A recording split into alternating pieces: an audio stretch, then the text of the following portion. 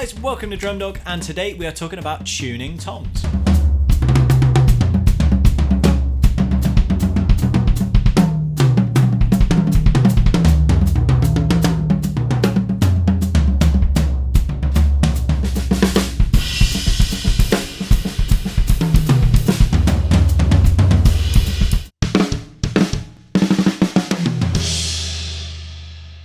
Now, I don't know about you guys, but I enjoy playing drums the most when my drums sound fantastic. There's nothing worse than sitting behind a kit and being really excited to play and your drums just sound nasty and uninspiring. So I would say it is super important as a drummer to be able to tune your drums and get them to sound like you want them to sound. The bad news is tuning is not an exact science. We can't just buy a guitar tuner like guitarists can and plug it in and it says, yes, you are correct. No, you need more. No, you need less. This is correct. Drums aren't that simple. So we've got to take a little bit of time to kind of learn what we're doing and fine tune our ability to get these drums to sound how we want them to. Now today we are going to be focusing on toms. I've done previous videos on snare drums and bass drums, which you can check the links for down in the description. But today we are tackling what I consider to be the hardest drums to tune. So without further ado, let's take these shells and let's put some drum heads on them. So today we have got my Yamaha Absolute Hybrid Maple. We have got 10, 12, 14 and 16 inch toms. We are starting all as just bass shells, no batter heads, no resonant heads. We're going to be looking at getting those heads evenly tensioned, getting the sound that we want out of it, then making all of the toms work together. This is an added complication when it comes to toms, is that we have more than one. Even on a small kit, we're looking at least a rack tom and a floor tom, and we're going to want those pitches to work with each other.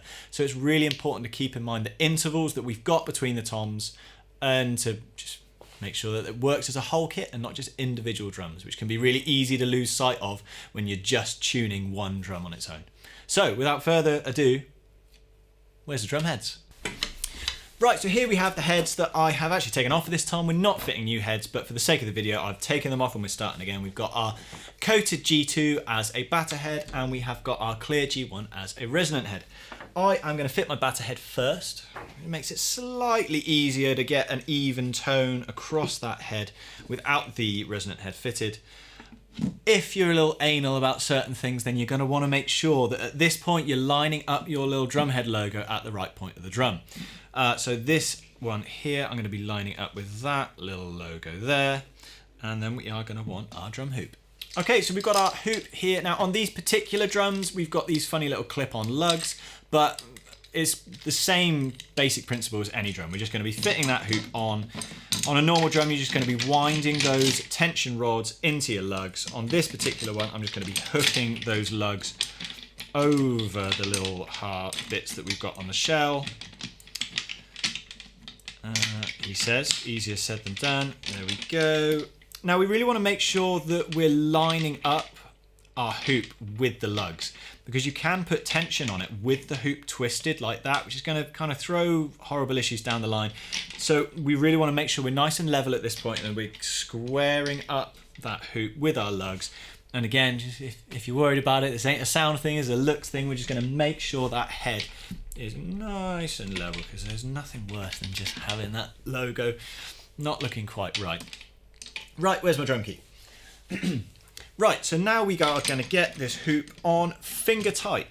Now finger tight just means to the point that that tension rod is just nipping against the hoop, and I'm not going any further than that, because we need to make sure that we've got that even tension across the head and that the hoop is sat flush with it before we're putting any tension on. Now, some of you will have noticed that I've gone round the lugs in an odd pattern there already. I'm not just working from one lug and working my way around the drum. I'm working across the drum in what's referred to as a star pattern. It's called a star pattern because we're drawing a little star. So we're starting here on lug number 1. On a 6-lug drum, we're going to go opposite. Then we're going to go opposite but one to the left. Then directly opposite, opposite one to the left, and then directly opposite. And if you can imagine, we're drawing a line on that drum head. We are drawing a cute little star. How lovely. So we're in that star pattern, we're just making sure that our hoop is finger tight on all of those lugs. We're not putting any tension on it yet. So once I've made those all finger tight, that head should still be completely flappy and horrible. Lovely. Now we want to make sure that our head and hoop are seated correctly around the drum. Now what do we mean by that? We mean we've checked it for twisting. We've checked it for twisting in that direction, but we haven't checked it for being central on the shell in this plane, okay? That kind of forwards and backwards moving around. That can be really hard to see because we've got the drum head hiding the bearing edge, so we can't visually see it compared to the hoop. So what we're going to do is we're going to stick a finger in that little gap between the bearing edge and the hoop. Then we're going to stick our other finger in the opposite side, and I'm comparing the size of those gaps, okay? Because if the hoop is, say, pushed one way, if it's pushed off to the left, I can feel that there's a bigger gap here than over there because that finger goes further in the gap than it does this side. So to fix that, I'm just going to fidget that hoop back over, and we're going to make sure we're going to spin those fingers round, and I'm feeling for the fact that the gap is even the whole way around. Hang on, I'm trying to throw my drum key on the floor here. And I'm making sure that gap is even the whole way round, and then that is the best way to know that that is seated correctly, okay, and that it's seated square. Because if we don't seat this now and it's kind of pushed to one side, certain lugs are going to add more tension for the same number of turns compared to others, and then it's all going to be a bit uneven, and it's going to be really difficult to get that head at an even tension once we're up at a pitch. So seating, super important. Now don't be afraid if the gap does tighten up at some bits, because you'll find that the hoop's not perfectly round or the shell's not absolutely perfectly round. There could be slight discrepancies there, but as long as the gap is even on opposite sides, that's the important bit. You may find there's even on a drum, a nice professional drum like this, you may find there are tiny differences. For me, on this one, the gap tightens up a tiny bit there. I'm talking very small, but as long as it's even side to side, then good to go. Right, so we're happy with this one, and at this point we are going to add a little bit of tension, because that, unless this is the tone you're after, we're going to need a wee bit more than that. So I'm going to start with, since we're working with a tom here, our tuning range is lower than a snare, conventionally, but it's going to be higher than a bass drum. Equally, it's a much smaller drum. So a smaller input in tuning is going to make for a bigger difference in pitch. So I'm actually only going to start with a quarter turn on these, okay? So I'm going to go a quarter turn there, and then I'm going to go around my star pattern, opposite, one to the left, quarter turn, one, opposite, quarter, one to the left, opposite, quarter, one, opposite. And one quarter turn. One thing to notice there is I've left this left hand on lug number one. That's the lug I started on. And when that key ends up at the lug next to it, I know I've done all of them. That's a little habit that I've developed over time to make sure that I don't come to that lug and think, oh, was that the last one? Was that? And then accidentally double tension another one. Because then I would have gone from here to that one. Well, I've already done that one. So just by keeping that finger on that first lug and going round, you then know once you end up on the one next to it, we got all of those done. So how's that sounding? Where are we? We have a tone. We have tension. We've almost got a nice little pitch there. What it's not going to be yet is even. So we have tension, but do we have even tension? Probably not. This is where we start tapping next to those lugs, and we're listening for the differences in pitch between here and here. I can hear a difference there straight away. I like to use my key. I've seen people use sticks. I've seen people just tap with their fingers. For me, the metallic hit of a key, I'm not hitting hard enough for it to be dangerous metal on a drum head. I'm just tapping them lightly. I can hear to my ears that this lug has got a little bit more tension than that one. But what we can hear there are a few overtones. There's not just kind of one really clear pitch there. It's not super obvious. So what I like to do to dampen those overtones and make the difference a bit clearer to our ears is, on my other hand, I'm going to take my index finger and I'm going to lightly rest it in the middle of the drum. Now, I can't stress the word lightly enough there, because if I put any tension on that, even light, I'm going to bend the pitch of it. And look how easy that is to do. There's hardly any tension on that finger at all. But if I just rest it, we get that. If I add just that much tension, It's very easy to add tension with that finger. So it's super light, not pushing at all, just the weight of the finger resting on the drum. Makes it that easier to hear. Check out the difference. So that's with it, and then without it. It just dampens it down enough to hear just that local area that we're trying to identify the pitch of. So now I'm going to go around. I'm hearing this guy is a bit higher. So I'm going to bring this one up. I'm going to bring that one up just a touch. That's all we need there. That's closer. I'm not going to worry too much on getting these identical yet, because what we do on the rest of the head is going to affect all of that. So that's closer. We're happy with that. Let's move on to the next one.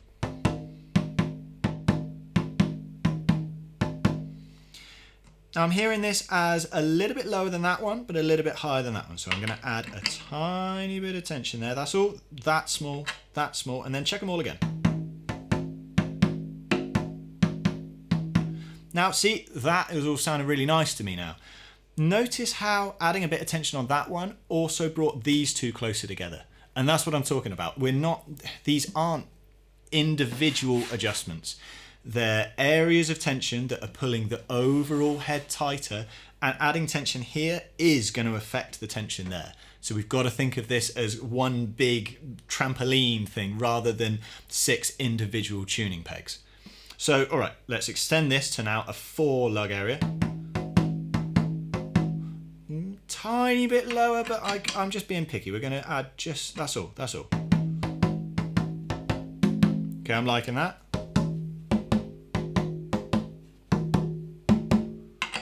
Okay, I'm going to give him that tiny tweak there.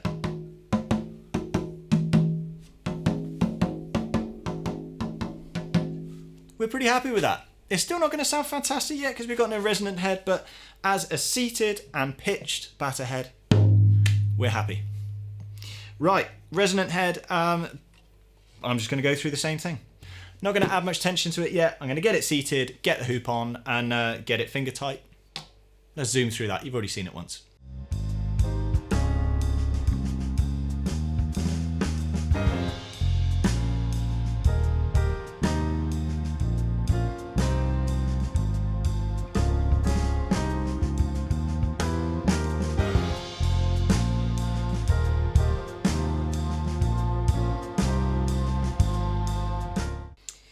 Right, so our resonant head is on. We've lined up the logo. Look, we line up both sides. Yeah, we love it. Finger tight.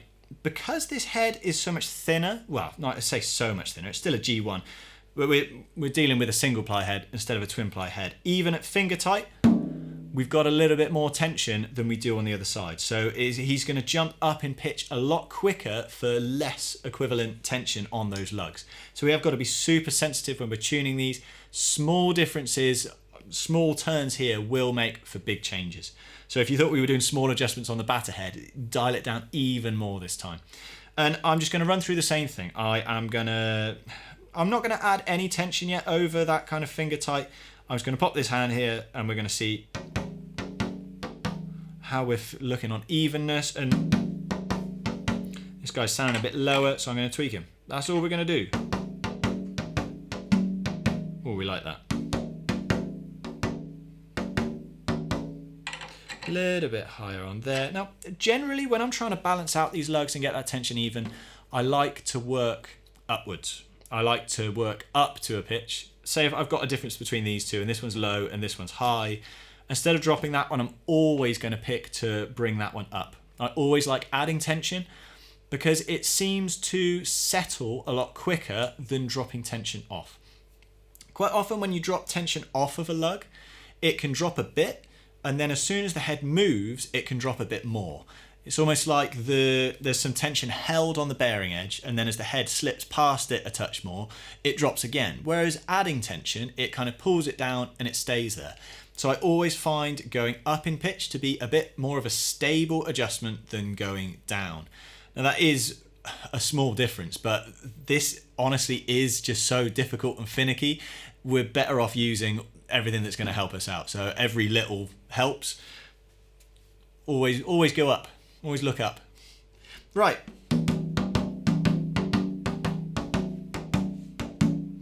little bit low there, so I'm going to give him a little bit more. And we're a little low there as well. You will find opposites affect each other quite a lot. They do really pull.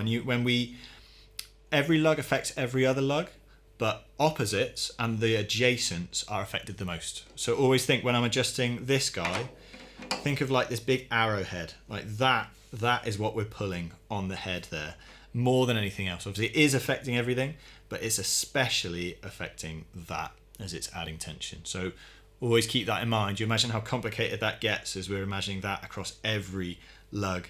This is why it is a little bit kind of time consuming to get these heads balanced and get these toms sounding right.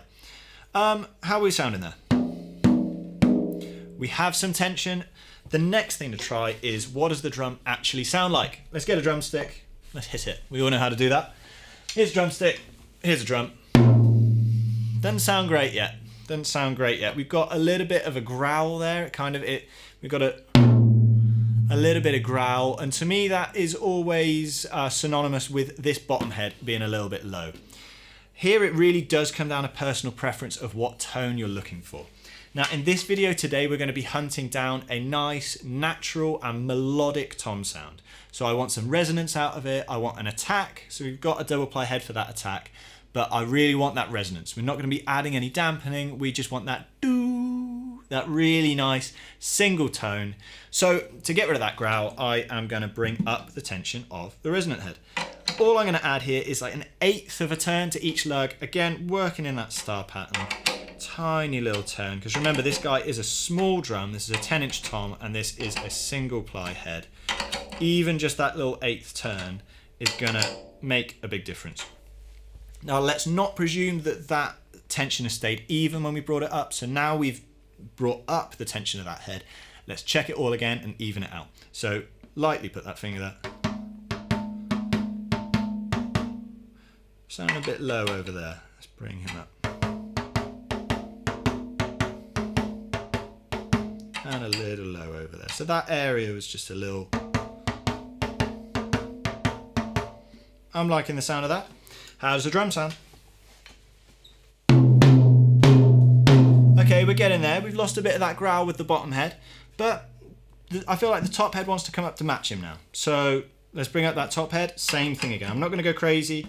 I'm going to go 1/8 turn, and we're going to see what that sounds like. We don't want to make big changes here and then regret it and have to go back. We're better off making small changes and then assessing the situation.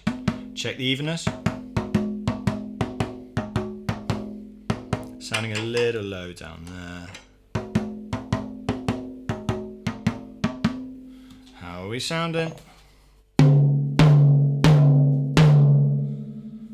Okay, so we've made those changes, but to me, that's not behaving like how I know this drum behaves. So this brings us on to the next point that's really important to remember for toms, is actually mounting them. So although I am holding the drum by its mount there, I'm holding him by the mount that I'm going to attach it to the bass drum on, just holding it by that mount myself is going to change the sound of the drum. Now, you can say that sounds like finicky, that sounds like, don't be so silly, it's not going to make that much of a difference. Check this out. If I hold him there and I play that drum, to my ears that doesn't sound great. Without changing anything, if I mount that to where he's going to sit on my bass drum, offer him up in there and do him up, check out the difference in the sustain. Now, I don't know if you're going to catch that on my talk mic because we haven't actually got any other drum mics recording right now. The difference in sustain there is absolutely huge. So if you're working on your drum, well, I'm working on a practice pad here. I find tuning toms on a practice pad's great because they're right in front of you. If you're picking up your drum and you're hitting it and it's not sounding quite right, before you go too crazy, I mean, all I've done there is brought up the tension of the batter and resonant head 1/8 turn each to kind of fine tune for what I'm after, and then it's still not sounding right, mount it. Mount that, changes the sound completely. Now we are going to have to then unmount it for changes on the resonant head and remount it, but that's not that bad. But what we are hearing is how that drum is actually going to sound in a setup scenario. So never lose sight of the change you get by mounting that drum. So now I'm going to go through the same thing for our 12-inch tom, and I'm sure for anyone who has tuned toms before, the 12 is the problem child. Maybe this isn't true for every drum kit. Maybe it's just true for every drum kit that I've owned with a 12-inch tom. These guys can be a little more challenging than the toms that surround them on either side. But before we speak too poorly of him, let's just take him to the same position as the 10. So we are just going to do the same thing. We're going to add in that batter head, a tiny bit of tension on him, chuck on that resonant head, tiny bit of tension, just getting it even above finger tight, seeing how it sounds and taking it from there.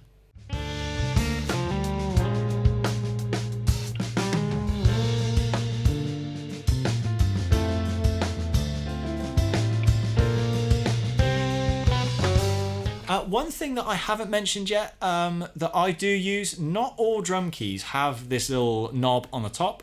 It's supposed to be for undoing lugs quickly. So once they're loose, you can just chuck it on and spin it and they undo. I find it... Whoa. Oh, he's all right. He's slipped off the rubber bit there. The bearing edge has survived. I find it really useful for going finger tight because you've got such little leverage compared to out here. That you just go, you go as tight as you can until your hand slips on it, and that is finger tight, whereas it's still really easy to turn by those outer wings. But as I'm doing that up, I'm just doing up on that until my hand slips, and it gives a pretty even finger tight tension the whole way around.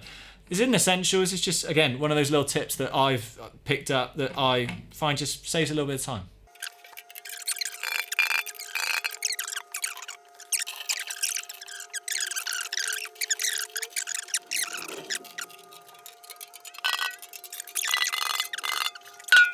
Okay, so we've gone literally finger tight, quarter turn on the batter head, then finger tight plus an eighth of a turn on the resonant head. And actually, although we're fighting with the 12-inch, so far so good. So that's lower than I would normally go for that kind of resonant sound that we're after. But I'm going to mount him up and we're going to see where we're at.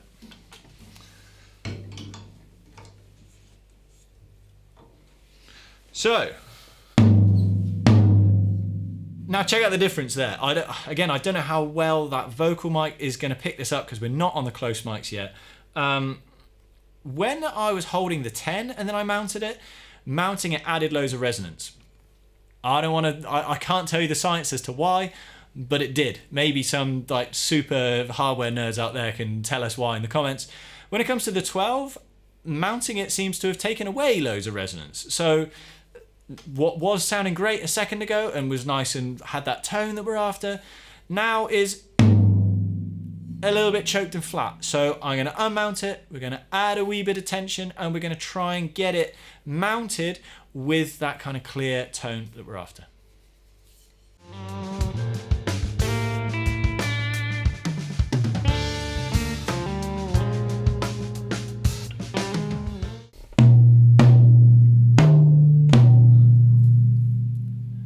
Don't you just love it when a plan comes together?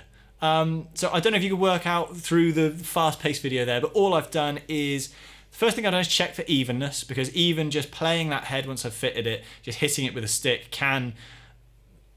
it's going to shift. We're pushing, adding impact, it's going to slip over that bearing edge, and it is going to shift a bit. So we're going to check for evenness, and then I've added a little bit of tension to both heads, actually, because we want that nice resonant tone.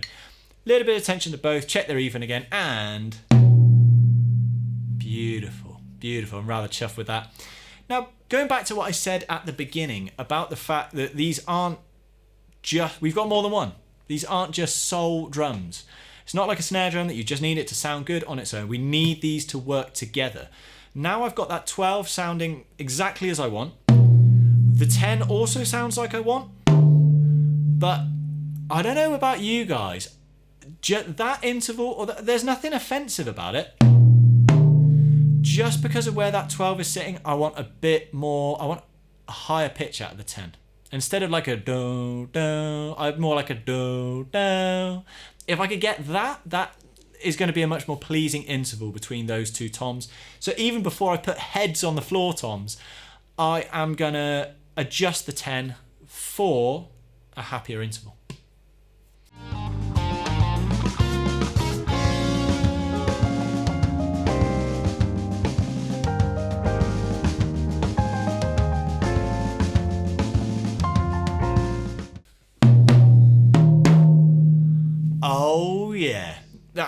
exactly what I'm after. And I didn't add much there. Those were really small adjustments, but now, yeah, that's what I go to school for. Yeah, bellissimo. Right, floor toms. Okay, so we are going to be going through the same thing here. Fit the batter head, get it seated, make sure the hoop's not twisted, finger tight, tiny bit of tension. Same with the resonant head. The only big difference here is I can't sit it on my practice pad because it is only a 12-inch practice pad and this is a 14-inch floor tom. So I'm going to be working on my lap instead. I'll be all right.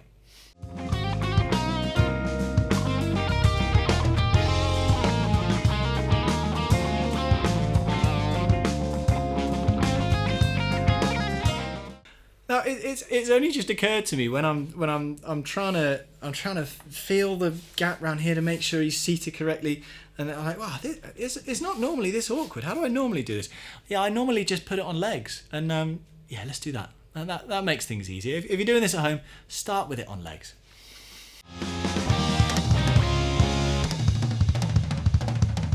Another quick little tip. So I've seated him there, I've gone finger tight and I've added a bit of tension, but I could feel as I was adding the tension, some lugs felt tighter than others. So that is as long as all your tension rods are well lubricated and you haven't got any kind of debris in there or rusty bits that it's going to stick on, we know that there's more tension. So it's not just the fact that the thread, it takes a bit more force to turn, it's actually more tension on the head. And a surefire way of finding that out and confirming it is pushing relatively hard in the center of the drum and seeing if you've got any wrinkles at the edge. I don't know if you can see that on camera, but I can see quite clearly here when I push on that head, it's all smooth except just at the top here by that Evans logo. I can see that ripple appear almost straight away, and that is an area of low tension. Okay, so I know for a fact I'm pushing there, I'm seeing low tension. I'm going to add a wee bit of tension onto those lugs there, and that one there felt so much looser. When I went to this one, he felt tight. Didn't want to add too much because he felt tight. That one felt really loose, so we're going to give it just a tiny bit there, and a tiny wrinkle there, but he's pretty much gone. Now again, opposites affect quite a lot, so how are we feeling over here? He felt tight. Those guys feel all right. Let's go around and check the evenness.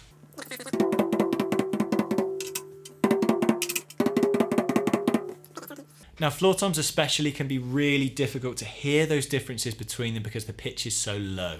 So really for these, that light finger in the center just helps so much to dampen those other overtones, just make it a bit clearer what that area is sounding like. Again, just a comparison there. And then a light finger, that really kind of gets rid of so much of that overall pitch and we can hear exactly what's going on just here. A whole lot easier.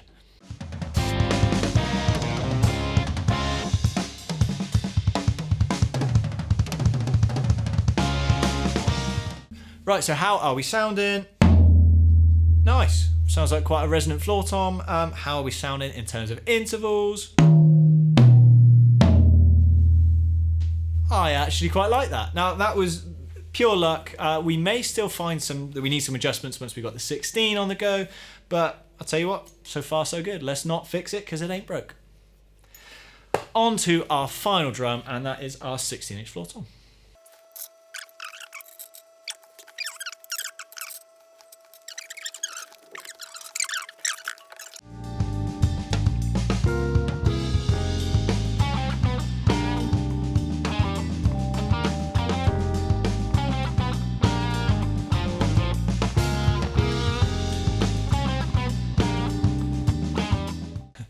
I've dropped my drum key and it has gone into the hole of oblivion, which I know you have all dropped your drum keys into before. So I am just going to also go into oblivion and go and find it. You see where that went, Ryan? Yeah, it's under the overhead mic stand. So he is.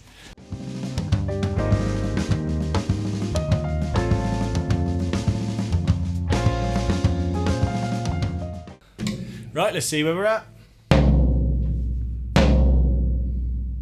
Yeah, well, maybe we want a little bit of more tone for what we're after. There's a nice kind of short sustained floor tom sound. That's really nice. It's quite punchy, especially for an undampened 16. I want to hear how it sounds in context, but I might want to bring that up a little bit just for that kind of sustain and tone that we want out of these. But I have got to keep in mind that's a 16. So, you know, we're always going to be limited on how kind of tonally sweet that is going to sound. Right.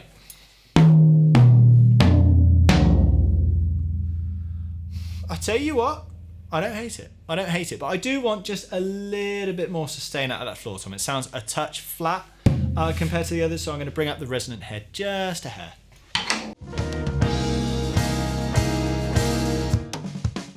Now that has really made that difference I was after. We've still got that low pitch, but we've just got that sustain that follows it to match the other toms. Now, I don't know how bad these drums sound to you guys right now through that vocal mic, so I'm going to get these close mics set up so you guys can actually hear what we've achieved there through just seating and giving those heads a little bit of tweaking. Now, I know we sped through a lot of that, but this has taken an amount of time. Don't try to rush tom tuning. Don't try to avoid feeling frustrated when things aren't sounding how you want, because it just might take just that little bit of evening to get them sounding sweet. Okay, so we've got the close mics running now so you guys can hear exactly what we've achieved here, and we have this. Which actually I'm pretty pleased with. Is what I was aiming for. We've got attack, we've got sustain, and we've got a nice clear tone there. Now, that was a guide on how I tune toms to get my sound. Like I said at the beginning, there isn't a correct way to do this. We haven't got a tuner that we can just turn on and it says, do this, yes, that's correct. Everyone's got their own way of tuning and their own way of finding their own tone, and your own tone is personal to you. This was how I'm getting my tone, and this is the sound that it creates. But use this as a guideline to get this sound and then experiment further. I mean, I've kept those heads evenly tensioned the whole way around. I've heard guys have great success out of just either dropping or raising just one lug and getting a slightly funky tone out of that. There isn't a right and wrong here. It is just a case of trial and error. Try something, it might sound terrible, but now you know. Try something and it might sound great. This is how I like my toms to sound, and that's how I tune them. If you guys want that sound, then that's how to do it. If you want something else, then let us know in the comments what you like your toms to sound like. Now, to end this video out, I'm just going to do a little bit of playing so you guys can hear this sound and what we've achieved here.